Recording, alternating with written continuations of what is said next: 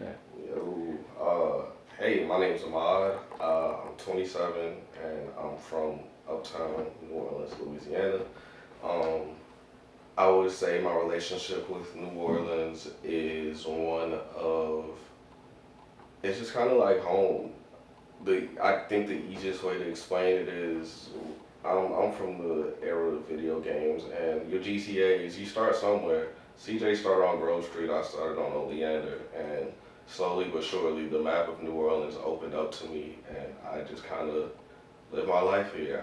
Everything that's critical that's happened to me has happened from somewhere in the east to somewhere uptown at this point. So it's a part of me, and I'll never let it not be. How would you describe your relationship with New Orleans today compared to when we first talked, which probably would have been like 5 years ago, I think? These days, I'm glad I used a video game analogy. Like, honestly, it's kind of a place where I just kind of come to have activities, side quests. It's still home, but things change, people change. We've gotten older, so I feel like I use my opportunity in the city to be a leaking point, a beacon for like me and my people to find something to do, find an activity to be with each other, to do, hang out. That's kind of the main thing the city's here for now. Not necessarily a playground, but just a stomping ground and kind of chilling. Has your sense of home shifted over the past few years? And if so, what events or experiences have shifted that change? I think my perception of home hasn't changed. This will always be home. I think it's more so the analogy of just a bird ready to kind of leave its coop, if that makes sense. I mean, lately, as of last year, I wasn't in the city. That was like my first taste of never living in New Orleans ever. And like, don't get me wrong, there were some fumblings, there were some steps along the way, but it made me feel like I've I can do more than New Orleans. I don't ever want to think that New Orleans is this place that should be forgotten about, but I believe me and a lot of the people that I've met along my time in New Orleans, we there's a history of our greats being so great nationwide for a reason. Like you gotta leave New Orleans. People there's nobody like us, so we gotta go as far and wide as we can just to show the world who we still are. So that's kind of my take on it these days, but it'll never not be home. Looking back at your earlier interview or portrait, what stands out to you now? Has your story changed? And I think what I'm particularly curious about is you mentioned a second ago, like there were some bumps and the bruises. I mean, I don't know how deep into that you want to go, but I mean, I don't know if you've ever heard about like liminality, liminal spaces, or like so a lot of ritual is a liminal space, and what a Mm-hmm. liminal space is, it's a transitory space. There's like a photography thing that's liminal space, is a whole different thing. But generally, it's a transitionary space. So to me, basically, when you were functionally homeless, you were in a liminal space, Yeah. right? Until me or who was the homie who helped? My What's his homegirl name? Lene helped me out. My homegirl Khadijah helped me Oh out. yeah, And it was facts. you. Y'all were like the big three. What about the Atlanta motherfucker? I would say my dog Tony is the one who pulled me out of Tony. all of this. Yeah, Tone changed everything. That kind of gave me stable footing for like a few months, and once I was able to kind of put that together, it happened. But I mean, if we want to talk in terms of liminal spaces, I feel like I'm still in a liminal space. Like, don't get me wrong, I'm somewhere familiar, but I still operate very much like. Dog, this is about. I've come to New Orleans in the year of 2025 so far. We're filming this in April, maybe 4 or 5 times. Like I'm, I'm in school right now. I'm really trying to transition myself in a place of stability. I would love it for it to be home, but I'm very much open to the idea of going wherever this can take me. So I think that's kind of why I look at home, even though I'm still here, almost like in a rearview mirror type of thing. Because don't get me wrong, I'm still physically here, and I'll always appreciate every second being physically here. But it's just time to just kind of expand and grow. So I hear you say like you were ready to leave. Yeah. Yeah. Can you walk me through why you chose this location or these series of locations that we did for your portrait, and what memories or meanings are attached to the space? So obviously, this is a broader question, Hmm. but then I mean, maybe you have intimate with this space, but I know like the other New Orleans stuff. That's we Yeah, were just nah. driving around. I think a lot of what the portraits that we achieved on today were a more so kind of, like I said, in the spirit of how I feel about the city right now. It just feels like a playground to me. Like I tried to stray away from it earlier, but uptown, like all of the different facets of it to me now as an adult, now knowing exactly where I am, knowing exactly what these houses mean, or like if I'm in trouble, this is where I'm going. Like there's so much familiarity and download with the general area of Carrollton to Claiborne, like Ferret, Napoleon, all of this area of uptown. Like we kept it within this area just to have fun with it and kind of be concise, but like that ability to just be in any part of the city and have a good time to me is just like what it should feel like after all of these years being a citizen here, from being here before Katrina to right after Katrina to like moving but still being in the city every single day, and every time I drove down Ferret after a certain while, it felt like there was a different city, like a different block on Ferret, and I was going on Ferret twice a week from like 2010 to like 2013. So just things like that, man. I feel like I deserve to treat the city as a playground a little bit because I'm one of the oldest people here now. I get to do what I want. How do you remember the neighborhoods you grew up in? Have they physically or emotionally changed for you? It seems like the answer is yes, but I'm curious. I mean, yeah, because like I know the easy way out is gentrification, but it's also just like again when like it's very staunch when you can kind of go in those areas. And don't get me wrong, like Oleander Street still feels very black coded. Green Street definitely don't. When I found out that like legit white people was living like two houses down from a house where I watched a Cadillac get shot up, like obviously they're going to have different sentiments, and you just kind of take those licks because what could I have done about it? I was 7 years old. I'm like, ain't nothing really I could do. I'm just adapting to the changes I see around me, and I do hope that as my time comes, because again, New Orleans is always home. As I come back, I bring things to maybe help my city. Like that's all you can really do, but I can't do anything in my position right now. That's kind of how I look at it. What kinds of spaces, so this could be homes, schools, streets, clubs, feel the most like you in the city, and why? Let's see. That's a great question. Because like a lot of your shit, and I mean, I'm going to bring some of this up, and I'd love Yeah. it for you to expand on it, but when I think of you, like some of the things that were traditionally yours, I mean, the Den's closed, Yeah, like right? I think the Den's closed, right? yeah, Den's The closed. Den's closed. Shamrock's still trying to come back open. So like when you pull it like that, it's like then it just becomes schooling institutions, and it's like not really Xavier, not really Ben Franklin. So I'm gonna throw it back all the way to 1400 Camp Street, like. What's cool? Oh, international? Yeah, like, and don't get me wrong, I probably would. Like, I will always feel comfortable in that part of uptown because of that school as well. Like, that just kind of got between that and Mardi Gras. Like, I feel that familiar with that area of uptown. Like, that was my routine for most of after Katrina. Like, wherever I was at from '05 to like 2012, I had to go to 1400 Camp Street. I saw the same people. Like, in a time where a lot of people never saw the same thing again, to have that type of consistency, like I'm over a decade removed for that, but hey, it's what sticks with me. Yeah, we rearing up on too, like from Katrina, but like I'm talking about like graduating 8th grade. Oh, yeah. Yeah, so I'm like we ain't to a decade on that yet, but like we rearing up on that, like. But I also feel like it's beauty in that because this is the only city where I feel like people really connect to that level. Like people still cool with people they were cool with in middle school, elementary school. Like that's a common occurrence down here. And I don't think you can speak for that for everybody, but I know where I can speak for that at personally.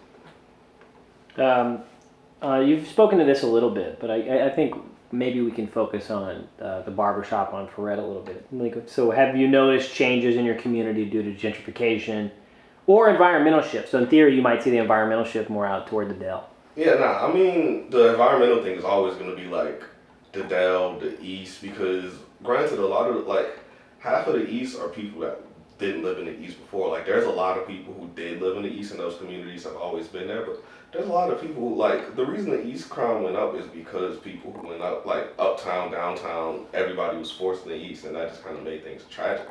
But like I think that's an environmental shift because a lot of times growing up pre-Katrina or like right post-Katrina, a lot of the family functions, things of that nature, get-togethers are happening uptown. Now they all happen in the east, like save the one, like Miss Eli and them, the Griffins, all the way like deep into 17 on Edinburgh. But outside of that, like you just kind of look at how dynamics shift. I think my favorite part about the barbershop and why I'll probably always be coming back to Fresh Street is because I appreciate how much it stands the test of time. Like, because if you really do, if you look hard enough on Ferret, it's still black, but it it looks so much like something that it never looked like. Never I thought it looked like in my lifetime. It's like like Trader Joe's, Rouse's, like, and yet you still got the same clientele going in and out getting haircuts. Just a bunch of old dudes standing there talking. My stepdad's still going in there messing with people, bald head, just going in there to jokes, like crazy work. But as long as you can carry on some things, man, some things will never die. So Do you feel like you belong in today's version of New Orleans? I mean, even if I tried to fight it, there's enough people who would say I can. So I wear the badge with slight pride. Again, I do feel like there's more to be done in this city to really be wearing that badge for real, which is why I shy away from it. I feel like everybody who's in this city, in this collective, I feel like there's a lot of beautiful things going on currently, but most people they just trying to do it to like get their bag or get their notoriety up, and I'm like, this city is only going to float on top right now with no support from the government, no support from private institutions because of the way government's stuck. Is if we all like stick together, we all will have to prop the brand of New Orleans up. So I just kind of feel like until I can do my part to prop the brand of New Orleans up, I ain't nobody too special. But I go out, people show me love, I show them love back, and you live it how you live, you know. What does cultural preservation mean to you in the context of our city? And what would be important to preserve to you? To me, one more time, what was it? Cultural preservation. Cultural preservation just kind of looks like a bit more like what I was just saying. In my mind, New Orleans is just a chocolate city full of creatives. Like, we're just, like I was talking about on the ride over here, we're just people who, no matter what you give us, no matter what we got, we'll turn it into something beautiful, we'll turn it into something rhythmic, we'll turn it into something that will make you look, make you dance, make you sing, make you feel. Like, that's always kind of been our skill, that's what we give to the world. So I feel like cultural preservation looks like just making sure that those day-to-day people who can do that can live. Like, chill out with all of this turning the curfew down. Like, this was a city that boomed off 24-hour. I get the health aspects, I get the safety aspects, but like, we just like the people that they're trying to cater to versus what makes the city great just comes out of such a discrepancy. Like, your artists, your people that are working tirelessly to make this city the tourism attraction that it is are struggling to live here, which is why everybody's leaving. And it's like, again, that's cool, but you kind of you're not reaping enough for what you sow. I mean, yeah, we're not sowing enough for what we're reaping at this point, and we're getting diminishing returns, and we have a governor who's not gonna help us. So I think where I'm trying to go with this big blurb is cultural preservation is literally just the boots on the ground. The black people, the white people, like the native New Orleanians who are still here, making that cultural history that we've been knowing about, like your red beans and rice parades. That's a basically 15, 20-year thing now. Your this things, your that's, like everybody's festivals, like just keeping these time-honored traditions, making new ones, making ones that still look like the city of New Orleans, even with the changes and the adaptations that we're getting. That's all, really. Do you carry any bodily memories of certain places in the city? So this could be scents, sounds, feelings. I mean, it's like an instinct thing, man. I don't know. I get on Carrollton, I get on Claiborne, and I breathe a little easier. Like I get around Ferret, I get around like the places I know I grew up in, and no matter what, like I feel calm. Like for me, like you know how people say they get in the car and drive. Like driving down Carrollton is the type of drive that I enjoy. Driving down like what's that, Washington that goes into Louisiana, like when you go out of Canes, that used to. What was that before it was a Canes? I Which feel like one? it was the Canes on South Claiborne in Louisiana, right before you get on I-10. Was that a Subway? Like, Oh, wait, before I-10. yeah, like if we were to go down by the church, like, before you pass out the churches. You talking about over by Matthew House? Before you get to MLK. Hey, you talking about over by Matthew House? Yeah. Like Louisiana Toledano? That yeah. What was that? Like, you talking about, back behind, like, from the McDonald's? Yeah. Like the Canes that's over there? Yeah, I'm like, what was that? I don't think it was nothing. I think they built that. Yeah, I think they might have just built that on the corner. But like, you remember when the Canes on Carrollton was KFC? That was the KFC, of course. I caught the bus over there. Like, that's pre-Katrina for me. Like, that KFC was there for a minute. That KFC was there for a long ass time. Maybe like 2010? Yeah, like... And you remember when the only Canes that you could go to was the one that was in Elmwood? Yeah. That one was good, too. And then he just started taking over every KFC in the city. I don't know how Buddy did it. Brother took over, bro. Brother took over the one up St. Charles, the one up Carrollton. I was like, oh. What was in the Taco Bell on Claiborne and Washington? The Taco Bell? Isn't it Washington right there? Or Jackson, Claiborne and Jackson. Right by Matthew House. Yeah, no, I know what you're talking about. I completely... Across the street from the Starbucks. Yeah. That is new and nasty. Boy, the Starbucks is nasty work. Yeah. Shit like that. We all hate that one, work. Ooh, boy. Malik used to work there. How do you see your story fitting into the broader narrative of post-Katrina New Orleans?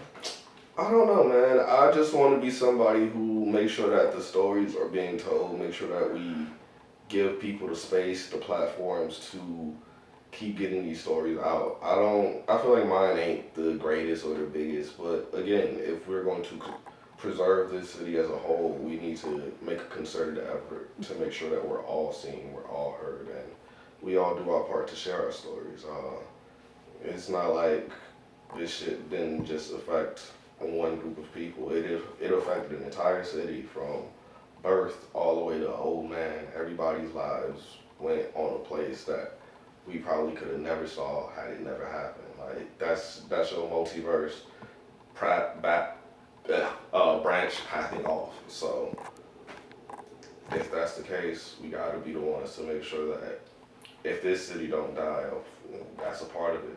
I do think your narrative fits, though. I think one thing I've heard through a lot of these interviews is like there's that old adage of you need to leave New Orleans, but I think nowadays it's more true because there's just not a lot. Yeah, and so part of the reality is you gotta leave. But that's probably the only thing that I believe in. But that's also, like you said, it's scraping for nothing, bro. Like I'm trying to get a good degree. We doing data analytics, bro, and I'm still looking at $65K probably.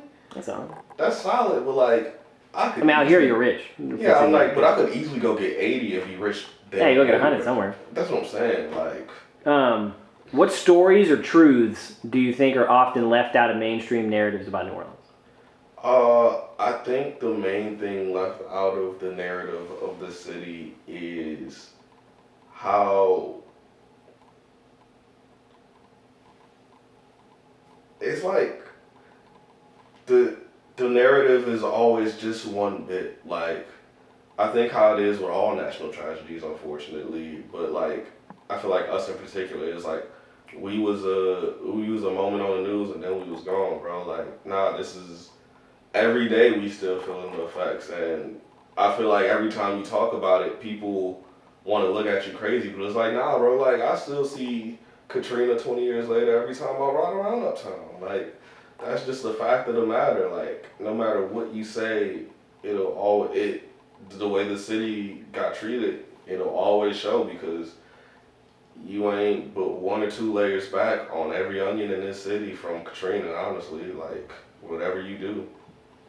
Is there anything you don't want your story to be reduced to, or you don't want the city of New Orleans story to be reduced to? Well, for the city of New Orleans, I just don't want it to become, like people keep saying these days, like a Disney version of the city where it's just the French Quarter, boudin, bon ton roulé, and beignets, like, again, this city has so much depth of flavor. This city has so much cultural, rich history, so much good music, good food. Like, you can go in any part of this city and have fun. That's why I treat it like a playground. I can find something to eat anywhere. I can find something to do of some varying degree of interest anywhere.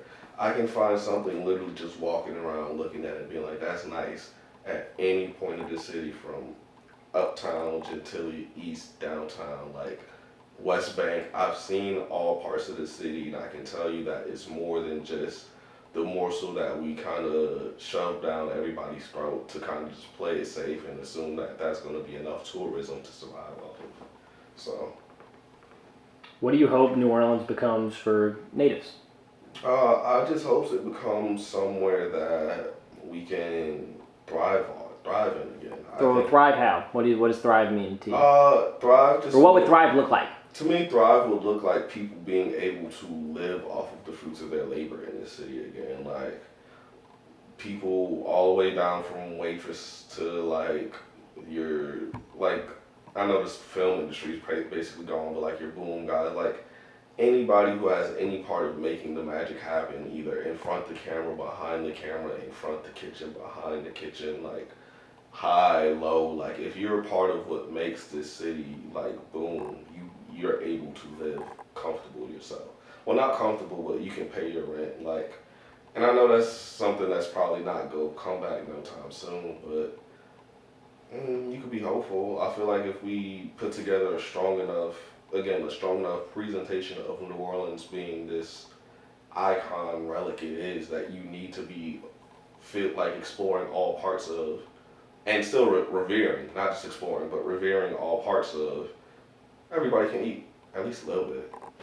Yeah, I also think like it's a bubble, right? So the bubble eventually has got to pop. Yeah, I mean, and my thing is the bubble that's probably gonna pop is eventually just us being washed away. Like, I think it'll be insurance first, and then we'll go from yeah, there.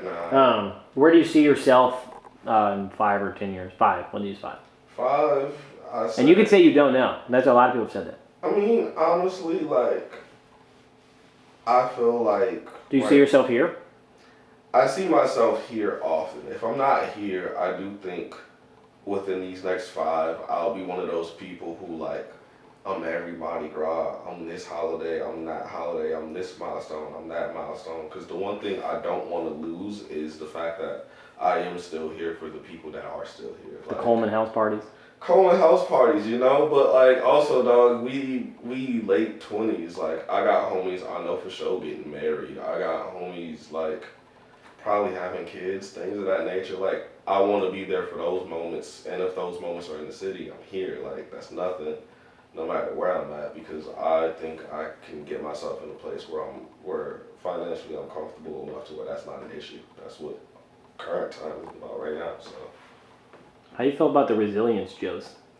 I mean, it's tired, but again, when you gotta wake up every day and actually be the ones boots on the ground making it happen, like literally being resilient, like it's not inaccurate. Like you're not wrong when you say it. It's just it's almost patronizing in a way. It's like, oh, good job, you're building your house that broke down. Well, it's my house. Why wouldn't I be building it back up? You know, like